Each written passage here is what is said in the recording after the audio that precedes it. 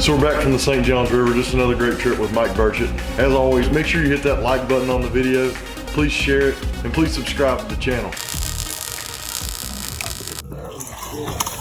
You know, this is my first time on the St. Johns River. It's a massive body of water. You know, as you go up the river, starting in Jacksonville, I think it's a little over 300 miles long. But as you go up the river, you know, you run into some lakes. The lake that we're closest to is Lake George. This week we were into Lake Dexter. We've been to Lake Woodruff. We've been to Stagger Lake. We've been to several different bodies of water. So, you know, we burnt some fuel this week. But, you know, that's what you do when you learn a new body of water.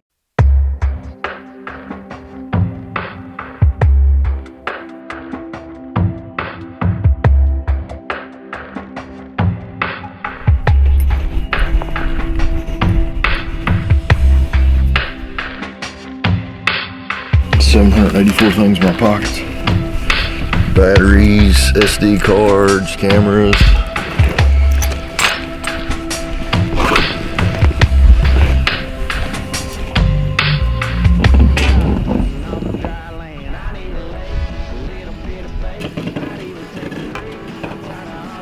I'm not bass fishing that. No. Must be fair weather fishing down here. They ain't never had to fish in Kentucky. Weather sucks until about April.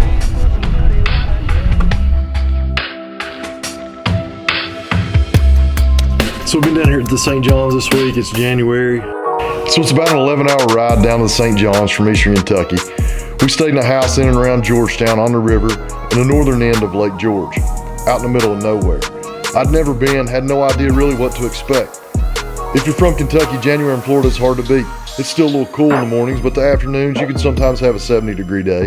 The first day of our trip was absolutely beautiful. Got up to about 70, saw a 5-foot gator, and the wildlife in Florida is just abundant.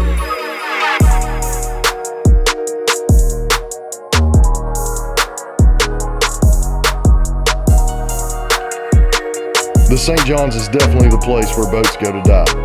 There are sunken vessels all over. The water's black as coal, but it's a beautiful place. The West Van Leer, and you keep on digging till you get down there where it's darker than your darkest fears. Running on pad in 5 feet of water still keeps me on edge, even though most of the bottoms are just sand. Lower units are expensive. For me, I love the adventure, running around, exploring a new place. It's almost as enjoyable as the fishing. If there's one lure that I know will catch Florida strain largemouth just about any time of year, it's the old Guntersville Classic, the Booyah One Knocker, and Rayburn Red. You can cover a lot of water with this lure, and it's also the bait that I caught my personal best on last year in February on Guntersville. You can check that video out up in the cards.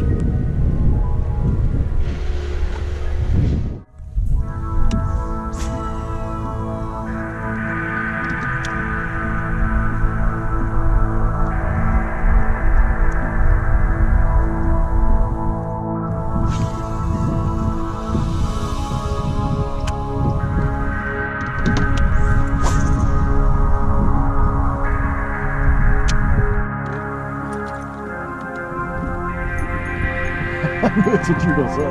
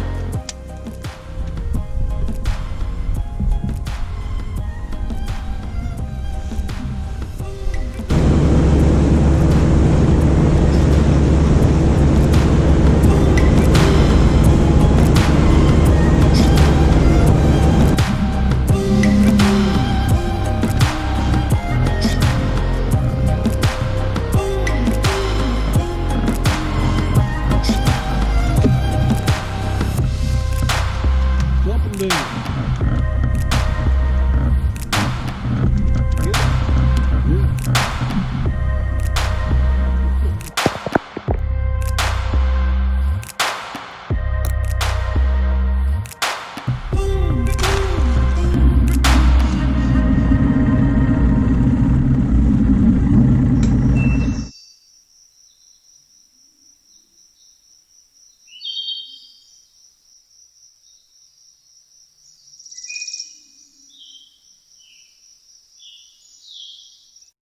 But the one thing about the St. John's that makes it different is you do have some natural springs that Glen Springs, and then you have the salt springs that we went to today.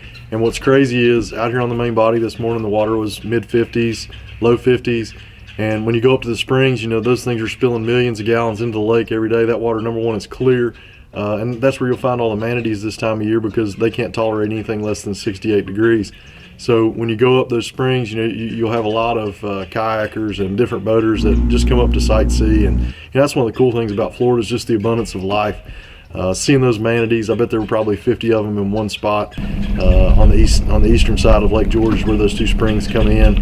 And you know, that water up there is 65 to 70 degrees the further you get, closer you get to the spring. So it's just crazy. It's a whole different experience for me personally, and just learned a ton this week. You know, can't express how cool it's been to get down here in January, get away from that cold Kentucky weather, and just try to catch some bass. You know, the one thing about this lake is you never know when your next cast could be a 10-pounder. So.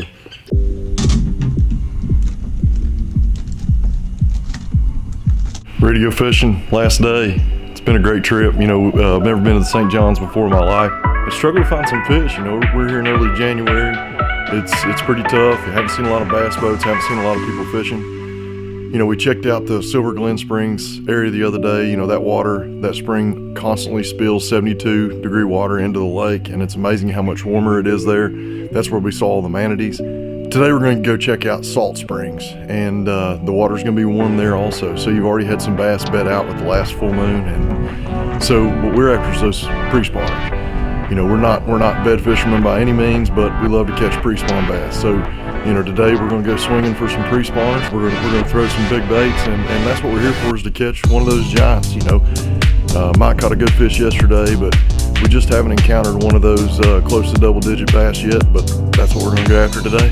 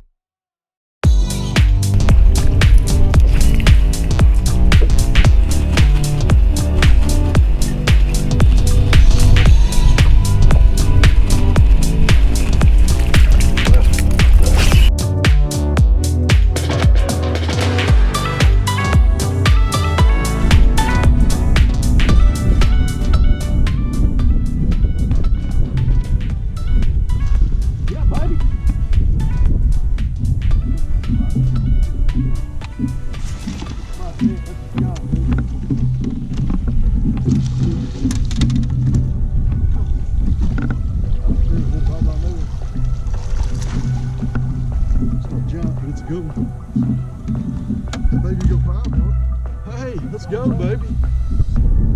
Make fun of my glide base some more. Yeah, yeah. Come on, stop too late. Makes the trip. Look at that, baby. Look at that. That's what you come to Florida for, right there. Giant. Giant.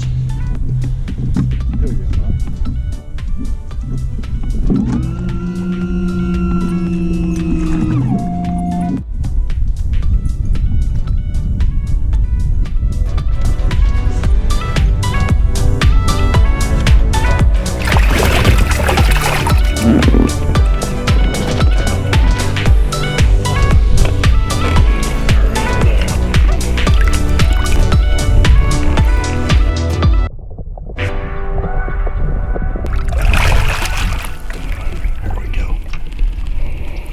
So we've been down here at the St. John's this week. It's January. The bite's a little tough. It's been somewhat of a grind. Haven't seen a lot of people out fishing. Water mid 50s, up around 60 on when the sunshine comes out and warms it up. Monday we got here, had a real nice day. It was up around 70 degrees. Had a cold front roll in. Really shut the bite down, made it tough. So I wanted to talk to you about a few of the things that we've used to do some work this week and what we caught our bass on. So, you know, one of the first things that we did when we first got here is we found those big thick grass mats, as you saw in the video, and we were punching a little bit. You know, punching something that I'm relatively new to, something that I'm learning. We're throwing that big 1.5 ounce tungsten sinker. Really, we're throwing a few things. One of the things that I did some work on was the Yum bully bug, okay? And we're just rigging that like you would most soft plastics. Gonna run that through the head, back out, and make it weedless. You know, one of the things that's critical to your success anytime you're punching is keeping that thing weedless. You know, and also the key is that big weight. You know, that gets that down through those thick mats, those dollar pads and those lily pads, and you know the other vegetation that grows down here. But you can tell by the fishing line this one's been used up. So you know that's one of the baits that we did some work on this week. One of the other baits that we did some work on this week was the Yum thumping dinger. Just Texas rigged, weedless. That thumping dinger it's a speed worm, what most people call that in Florida. Pretty popular color, go-to bait for a lot of anglers in this area. And that's been a good one for us this week. My big fish this week came on the River to Sea S-Waver glide bait. You know, one thing about a glide bait, you're not going to catch a ton of fish. You'll probably get 20 follows maybe and catch one fish. That's how it goes.